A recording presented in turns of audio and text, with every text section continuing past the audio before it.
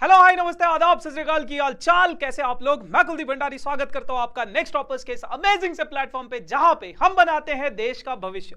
तो यार आज के इस सेशन में हम लोग बात करने वाले हैं प्रोबेबिलिटी के रैपिड रिवीजन की। दोस्तों ये सेशन सिर्फ और सिर्फ रिवीजन पर्पस के लिए। अगर आप लोग इसका डिटेल्ड वन शॉट देखना चाहते हो तो इसी वीडियो के डिस्क्रिप्शन में मेरा डिटेल्ड वन शॉट है। बाकी उसमें मैंने डेप्थ में चीजों को समझाया कि प्रोबेबिलिटी होती क्या है, कैसे होती है। प्रोबेबिलिटी हम बचपन से पढ़ते आ रहे हैं तो कुछ ज्यादा कुछ खास है नहीं इस चैप्टर में। 12th की प्रोबेबिलिटी के लिए ये चैप्टर बहुत ज्यादा इंपॉर्टेंट है। तो बढ़ते आगे बिना किसी देरी के साथ, सिर्फ और सिर्फ रिवीजन पर्पस के लिए, तो उसी तरीके से लेना भी इसको है ना। मैं ये अज्यूम करके चल रहा हूं कि आपने प्रोबेबिलिटी को पहले पढ़ा हुआ है। तो यार प्रोबेबिलिटी की अगर मैं बात करूं तो प्रोबेबिलिटी में एक ही फॉर्मूला हम बचपन से पढ़ते आ रहे हैं कि किसी भी इवेंट की probability number of favourable outcomes divided by total number of outcomes के इक्वल होता है। फिर हमारे पास आता है सैंपल स्पेस क्या होता है, रैंडम एक्सपेरिमेंट क्या होता है, बचपन से पढ़ते आ रहे। इवेंट्स क्या होते हैं, अलग अलग प्रकार के इवेंट होते हैं। इंपॉसिबल इवेंट एक ऐसा इवेंट जिसकी प्रोबेबिलिटी 0, श्योर इवेंट एक ऐसा इवेंट जिसकी प्रोबेबिलिटी 1, सिंपल इवेंट ऐसे इवेंट होते हैं जिसमें सिर्फ एक सैंपल स्पेस होता है, एक सैंपल पॉइंट होता है, सिर्फ एक ही एलिमेंट होता है। कंपाउंड जिसमें एक से ज्यादा एलिमेंट्स होते हैं। ऐसा सैंपल स्पेस एक ऐसा इवेंट जिसमें एक से ज्यादा आप लोगों के पास सैंपल पॉइंट्स बनते हैं। म्यूचुअली एक्सक्लूसिव इवेंट ऐसे इवेंट्स होते हैं, ऐसे दो इवेंट्स जिनका इंटरसेक्शन फाई या डिसजॉइंट सेट्स होते हैं तो उसे आप लोग म्यूचुअली एक्सक्लूसिव बोलते हैं। एग्जॉस्टिव इवेंट्स ऐसे इवेंट्स होते हैं जब दो सेट्स का, दो इवेंट्स का यूनियन आपका सैंपल स्पेस के इक्वल आ जाए तो वो आपका एग्जॉस्टिव इवेंट्स कहलाता है। फिर उसके बाद आपके पास आता है algebra of events. Algebra of events में आपके पास ए और बी यानी कि ए यूनियन बी आ जाता है, ए एंड बी यानी कि A intersection B, A but not B यानी कि ए माइनस बी, और कॉम्प्लीमेंट ऑफ ए यानी कि ए कॉम्प्लीमेंट। ये हम सेट्स में भी पढ़ चुके हैं। फिर उसके बाद आता है आप लोगों के पास एक्सोमेटिक अप्रोच। प्रोबेबिलिटी को निकालने की एक अलग ही अप्रोच होती है ना। होता है इसमें यही फॉर्मूला है, बस एक नाम दे दिया गया है। किसी भी इवेंट की प्रोबेबिलिटी या तो 0 के इक्वल, 0 से बड़ी होगी, या 1 के बराबर, 1 से छोटी होगी। दो इवेंट के प्रोबेबिलिटी ऑफ एन इवेंट और प्रोबेबिलिटी ऑफ ई नॉट, इनका सम हमेशा 1 के इक्वल होता है। तो ये बेसिक चीजें जो आपने लोअर ग्रेड्स में भी प्रोबेबिलिटी में सीखी हुई है। अब इसके कुछ इंपॉर्टेंट सवालों को कर लेते हैं और फिर चलते बढ़ते आगे, है ना। तो जैसे आपके पास एक ये सवाल है कि 3 कॉइन्स को टॉस किया गया। अब आपके पास अलग अलग इवेंट दिए गए 3 कॉइन्स के केसेस में। सबसे पहले आप सैंपल स्पेस बना लोगे। क्या क्या सैंपल स्पेस बनेगा। फिर इवेंट ए कहता है कि आपके पास कम से कम 2 हेड होने चाहिए। तो 2 हेड, कम से कम 2 से ज्यादा भी हो सकते हैं बट 2 तो होने चाहिए। इवेंट बी कहता है आपके पास एक भी हेड नहीं होना चाहिए, तो उस केस में ये आ जाएगा आपके पास। इवेंट सी कहते हैं कि आपके पास सेकंड कॉइन पे हेड होना चाहिए, यानी कि सेकंड कॉइन, ये सेकंड कॉइन पे हेड आना चाहिए। बाकी थर्ड पे और फर्स्ट पे कुछ भी आए उससे फर्क नहीं पड़ता, लेकिन सेकंड कॉइन पे आपका क्या होना चाहिए, हेड आना चाहिए। अब अगर मैं ए इंटरसेक्शन बी देखूं तो ए इंटरसेक्शन बी क्या है आप लोगों के पास, फाई है। अगर मैं बी इंटरसेक्शन सी देखूं आप लोगों के पास तो बी इंटरसेक्शन सी क्या है आपके पास, फाई है। अब ऐसे इवेंट्स को जिनका इंटरसेक्शन फाई होता है तो वो क्या कहलाते हैं, म्यूचुअली एक्सक्लूसिव इवेंट्स, है ना। तो इस कारण से ये दोनों के दोनों म्यूचुअली एक्सक्लूसिव इवेंट्स हो गए। सिंपल। अगला सवाल। अब देखो आप लोगों के पास प्रोबेबिलिटी में ना कई बार ऐसी चीजें आती है। एक तो हम जो बेसिक ग्रेड्स में आप हमने सवालों को सॉल्व किया था, अब यहां पे आप लोगों के पास परम्यूटेशन कॉम्बिनेशन का यूज आ जाता है।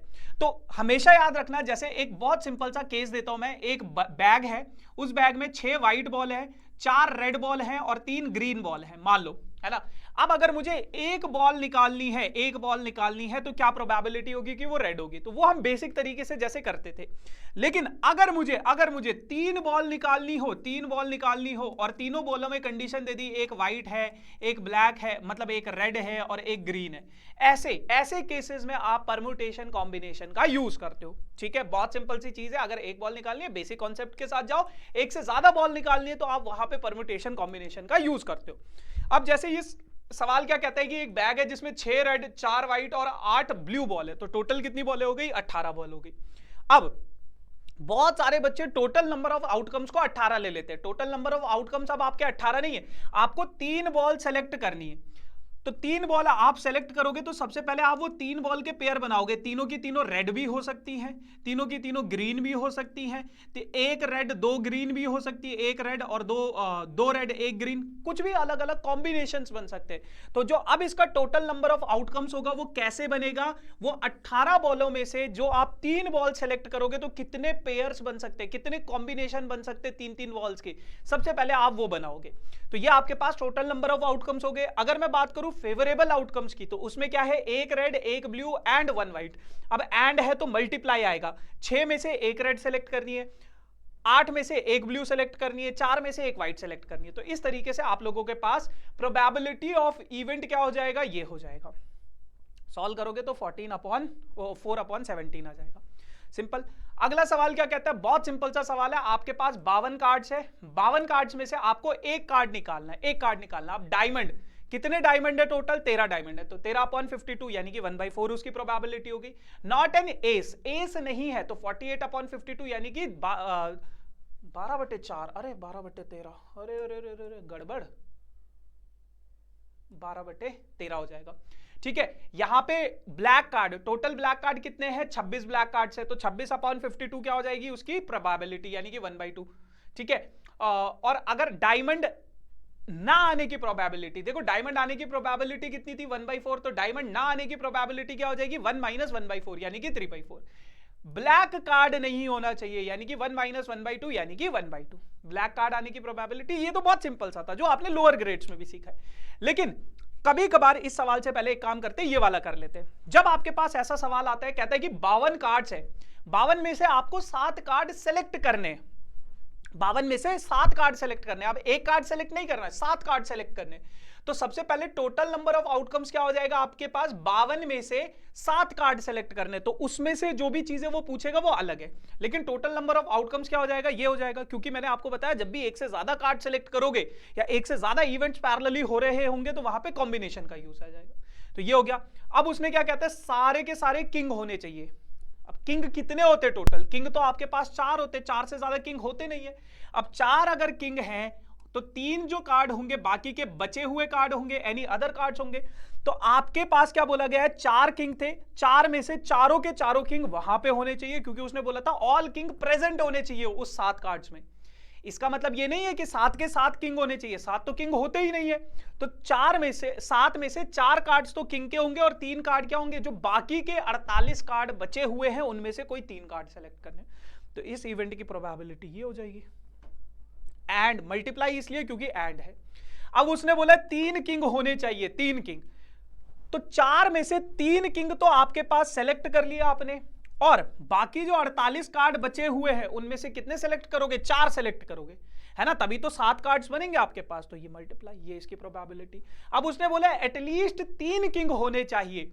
एटलीस्ट 3 किंग का मतलब क्या है, या तो 3 किंग हो एंड 4 अदर कार्ड्स हो, या तो 3 किंग हो और 4 बाकी के कार्ड्स हो, तभी तो 7 बनेंगे, या तो फिर 4 किंग, क्योंकि उसने एटलीस्ट 3 किंग बोला है, 3 से कम नहीं हो सकते पर 3 से ज्यादा तो हो सकते हैं। तो 3 से ज्यादा यानी कि 4 किंग हो सकते हैं एंड बाकी के 3 बचे हुए कार्ड्स। तो इन दोनों इवेंट्स की प्रोबेबिलिटी का सम आ जाएगा यहां पे।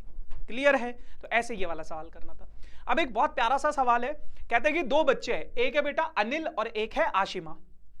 दोनों के पास होने की जो प्रोबेबिलिटी दे रखी है, अनिल के एग्जाम में पास होने की प्रोबेबिलिटी है इतनी, आशिमा के क्वालिफाई करने की प्रोबेबिलिटी है इतनी। अब आप एक चीज को समझो कि दोनों के पास होने की जो प्रोबेबिलिटी है वो कितनी है, 0.02। तो अगर मैं वेन डायग्राम से समझूं दोनों के पास होने की प्रोबेबिलिटी, दोनों के पास होने की प्रोबेबिलिटी ये वाला आएगा, तो वो कितनी है, 0.02। तो ये क्या है, दोनों के क्वालिफाई करने की प्रोबेबिलिटी। अब अनिल के पास होने की प्रोबेबिलिटी को मैंने ए से, प्रोबेबिलिटी ऑफ ए से रिप्रेजेंट किया, आशिमा के पास होने की प्रोबेबिलिटी को मैंने इससे, और दोनों का इंटरसेक्शन यानी कि दोनों के पास होने की प्रोबेबिलिटी। तो अपने पास फॉर्मूला होता है probability of A union B is probability of A plus probability of B minus probability of A intersection B. यहां से मैंने probability of A union B निकाल लिया कि दोनों में से किसी ना किसी एक के पास होने की प्रोबेबिलिटी कितनी आ जाएगी, 0.13। क्लियर है, 0.13। अब उसने पहला सवाल बोला, both Anil and Ashima will not qualify the exam. दोनों में से कोई भी क्वालिफाई नहीं करेगा। तो देखो बेटा, आपके पास ये सैंपल स्पेस है, ये अनिल के क्वालिफाई करने की प्रोबेबिलिटी है, ये आशिमा के क्वालिफाई करने की प्रोबेबिलिटी है। अब दोनों में से कोई भी क्वालिफाई नहीं करेगा तो कौन सा बचेगा, जो रिमेनिंग स्पेस है वो बच जाएगा। तो सैंपल स्पेस की प्रोबेबिलिटी होती है 1, तो 1 में से दोनों के पास होने की प्रोबेबिलिटी को अगर मैं सब्ट्रैक्ट कर दूंगा तो 0.87 is the probability that both will not qualify the exam. ये हो जाएगा। फिर उसके बाद at least one of them will not qualify the exam, कम से कम कोई एक क्वालिफाई नहीं करेगा।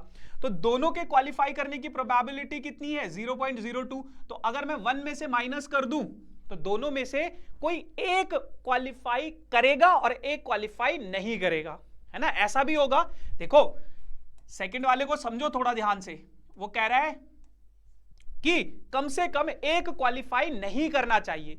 तो अगर मैं ये वाला केस लूं जिसमें एक क्वालिफाई कर रहा है और दूसरा नहीं कर रहा है, ये भी आएगा। और दूसरा केस कौन सा ले सकता हूं मैं, दूसरा केस ये वाला ले सकता हूं जिसमें ये क्वालिफाई कर रहा है बट ये दूसरा वाला नहीं कर रहा है ना, दूसरा वाला नहीं कर रहा है। तो वो क्या हो जाएगा, जो दोनों क्वालिफाई कर रहे हैं उसको सैंपल स्पेस से माइनस करना पड़ेगा, तो 0.98 इसका आंसर हो जाएगा।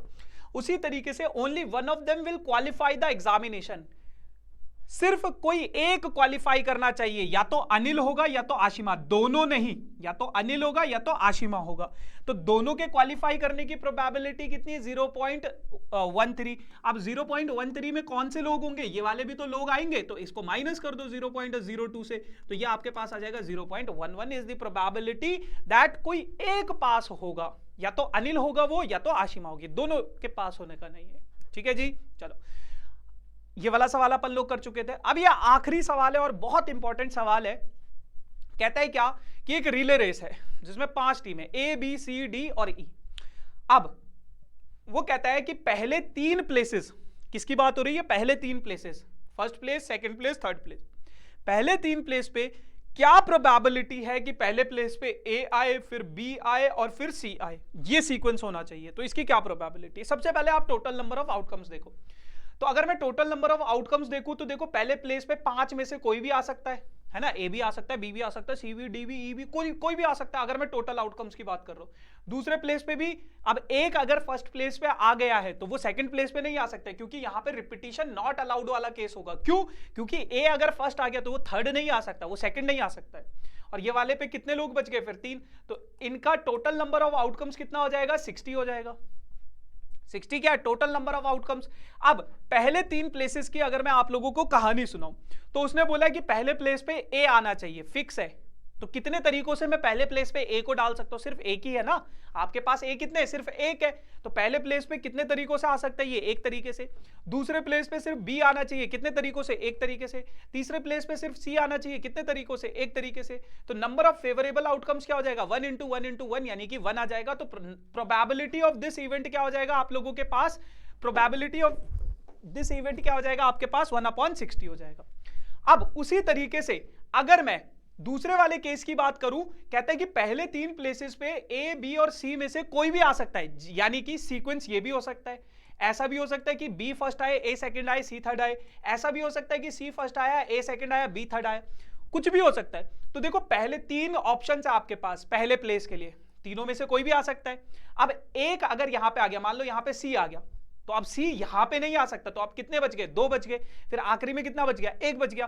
तो फेवरेबल आउटकम्स क्या हो जाएंगे, 3 × 2 × 1 यानी कि 6। अब इसकी प्रोबेबिलिटी निकालोगे तो 1/10। So yes guys, this is all about for this session. और इसी के साथ आप लोगों का 11th का रैपिड रिवीजन भी होता है खत्म। Now all the very best for your exams. किसी नए सेशन में मिलेंगे नई कहानी के साथ, तब तक के लिए tata bye bye, thank you so much.